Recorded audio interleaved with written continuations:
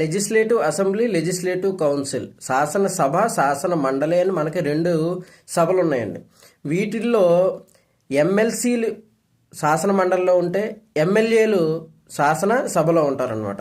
ఈ MLA candidates యొక్క శాసనసభ ఏదైతే ఉందో ఇది పర్మనెంట్, ఎప్పుడు అలా ఉంటూనే ఉంటుందన్నమాట. దీన్ని తొలగించడానికి అది అవ్వదు. ఎమ్మెల్యే క్యాండిడేట్స్ని మనం నియమించుకోవాలి, ఎన్నుకోవాలి. తర్వాత ఎమ్మెల్యేలు చీఫ్ మినిస్టర్ని ఎన్నుకుంటారు, సభ జరుగుతూ ఉంటుంది. కాకపోతే లెజిస్లేటివ్ కౌన్సిల్ అనేది టెంపరీగా ఉంటుంది, కొన్నిసార్లు ఉంటుంది, కొన్నిసార్లు ఉండదు. అది ఏంటి, అందులో ఉన్న లాజిక్ ఏంటంటే, మన ఆంధ్రప్రదేశ్ రాష్ట్రాన్ని తీసుకున్నట్లయితే శాసన మండలిని ఒకసారి రద్దు చేశారు. ఎవరు అంటే ఎన్టీ రామారావు గారు చీఫ్ మినిస్టర్గా ఉన్నప్పుడు శాసన మండలిని రద్దు చేశారు. ఒక మహానుభావుడు రద్దు చేశారు.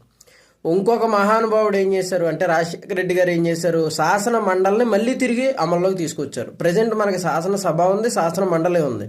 కొన్ని సంవత్సరాల తర్వాత శాసన మండలి యొక్క ఉపయోగం మనకేమీ లేదు అని అనిపించింది అనుకోండి, ఖచ్చితంగా శాసన మండలిని రద్దు చేస్తాం అనుకోండి. ఎమ్మెల్సీ క్యాండిడేట్స్ ఉండరు, ఎమ్మెల్యే క్యాండిడేట్లు మాత్రమే ఉంటారు. శాసనసభ, శాసన మండలి, శాసనసభ అనేటువంటిది ఎప్పుడూ నిరంతరం జరుగుతూనే ఉంటుంది, వాటికి ఎన్నికలు జరుగుతూనే ఉంటాయి. బట్ ఇక్కడ శాసన మండలి అనేటువంటిది కొన్ని రాష్ట్రాల్లో ఉంటుంది, కొన్ని రాష్ట్రాల్లో ఉండదు. ఇప్పుడు నేను మీకు ఆంధ్రప్రదేశ్లో శాసన మండలి ప్రజెంట్ ఉంది అని చెప్పాను. అదేవిధంగా తెలంగాణలో కూడా శాసన మండలి ఉంది. శాసన మండలి లేని రాష్ట్రం ఏది అనేది ఒకటో రెండో మీరు కామెంట్ బాక్స్లో కామెంట్ చేయండి. ఏ రాష్ట్రాలకి శాసన మండలి లేదు అని.